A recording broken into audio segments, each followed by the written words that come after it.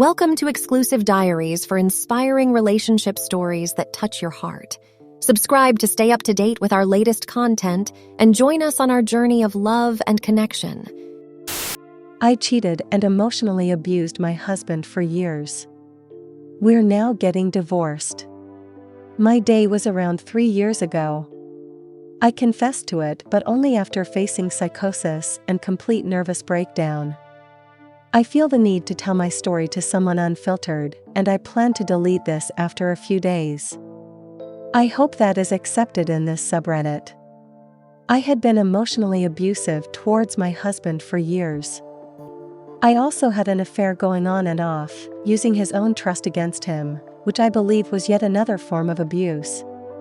He was still incredibly loving towards me until there came a day that I simply went too far and said something so absolutely disgusting and vile that I wish I had choked on my own blood before saying that. For the first time, he lost his cool completely and retaliated, saying he will divorce me. He asked me to pack my bags, and I complied because I was scared of him. He made me sit in the car, then he drove me to my parents' home, left me at their doorstep and left. I didn't know where to go and didn't have the courage to face my parents, so I booked a hotel room. I couldn't even comprehend what was happening to me. I had no knowledge of how to cope with this sudden change in my life. If I knew that I needed a therapist, none of this would have happened in the first place. So I did the only thing that I knew brings some temporary respite and numbness from the pain and that choking feeling in my throat. I self-harmed. It did not work as it always did. I hurt myself more and more until I ended up losing a finger. I passed out and woke up in a hospital cabin with my husband by my side. By the way he looked at me, there was pure disgust and hatred in his eyes. I knew he didn't want to be there. That was all it took to make me completely unravel, and told him right then and there that I've realized that I've been abusive towards him and that I'll do anything to make it right. I surprised my own self when I said that. I still don't know how that works, but my previous therapist and I had a working theory that I was in denial that I could be an abuser, and so even though deep down I knew I was being abusive, I never dared to admit that to myself, even in my own thoughts. But the realization that my actions had made my husband hate me broke all those mental barriers I had set up, and I could finally see things with clarity. I also confessed to my affair right there. He only responded that he knew. I left my PC at his house and he accessed my personal cloud drive, presumably to find evidence of my abusive actions to use against me in divorce, and ended up finding a lot more. He said there was no chance that we can be together ever again. While leaving, he said I should inform my parents and spend some time working on my unstable mental health.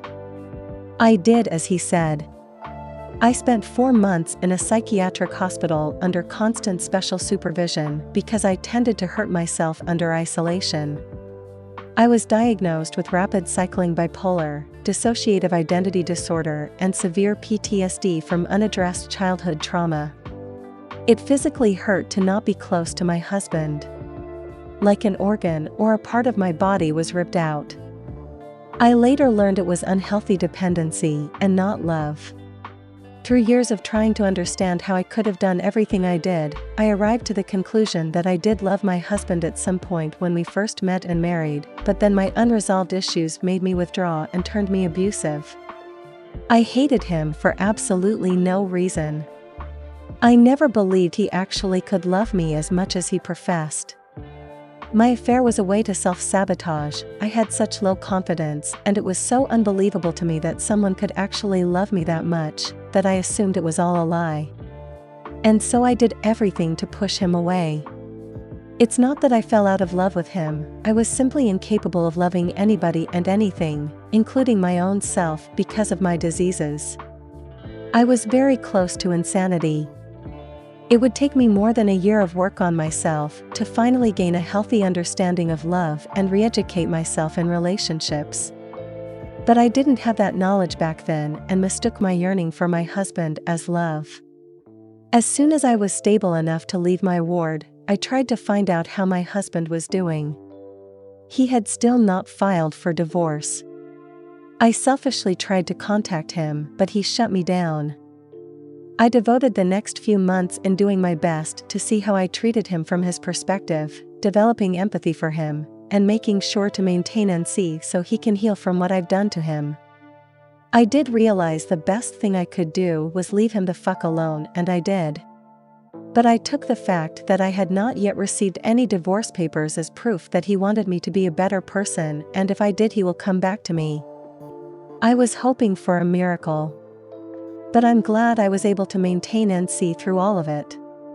I also self-reported myself as an emotional abuser, but only the victim can press charges. I no longer had self-harming thoughts. I gave up alcohol completely. I told my parents everything, and contrary to the indifference and isolation I was expecting, they instead showed me love and support. I even gained enough confidence to take the leap of faith and confess about a certain incident that happened during my childhood that I didn't think I'll ever have the courage to tell my parents about. I regretted my affair with every shred of my soul. I made wrong choices and had shitty boundaries. While all this was happening, I never received any notification of divorce proceedings. I used to dread checking my email. Whenever a letter arrived or the doorbell rang, it sent a shiver up my spine. But nothing happened. He contacted me after 2 years of breaking up. The miracle I was expecting turned out to be true. He really did come back. But he was a shell of a man compared to before. The years of emotional trauma I had inflicted upon him made him an alcoholic and a social recluse. In his isolation, he had come to believe the things I had said about him.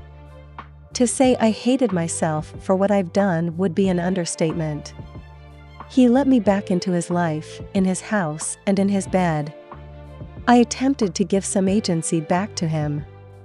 I listened to him, gave him personal space, never argued with him. I wrote a signed confessional letter admitting to emotionally abuse and infidelity that he can use against me if he desires.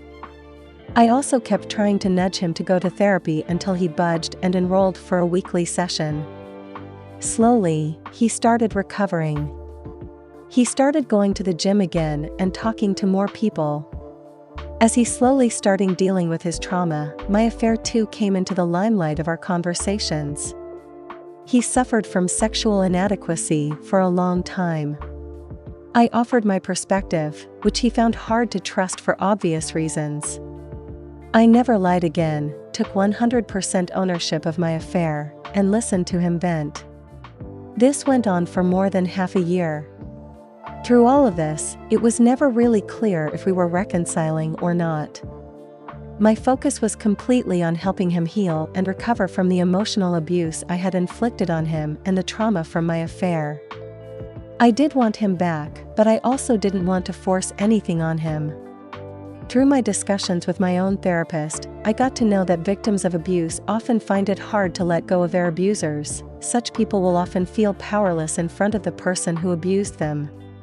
That knowledge made my situation even more confusing.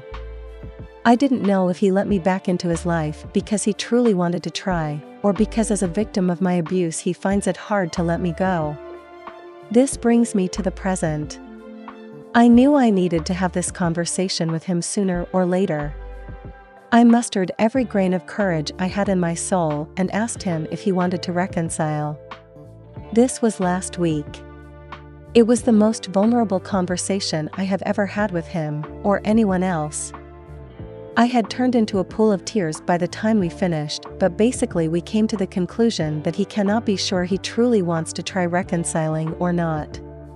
He still feels love towards me, but he doesn't know if it's real or just a side effect of the trauma I inflicted on him. So he asked that we separate, peacefully. Deep down in my heart, I knew this was coming.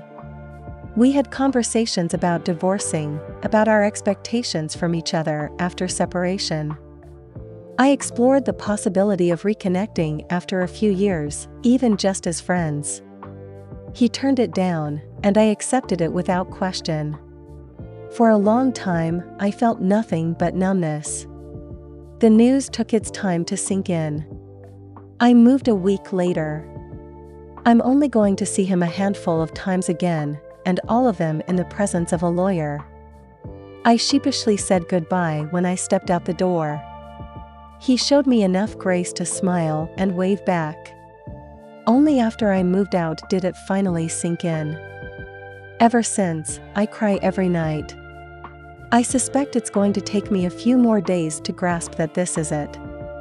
I'm really, this time truly, losing the love of my life. I would have done anything. He's the best thing that ever happened to me by far. Nothing even comes close. The knowledge that it is all my fault, that I have no one to blame for this than myself, makes it worse. I don't know if I'll ever stop feeling this raging fire of hatred towards myself. I'm sure he's suffering as well, all because of me. He didn't deserve any of this. It will take him years to recover. He'll probably keep waking up screaming for a long time.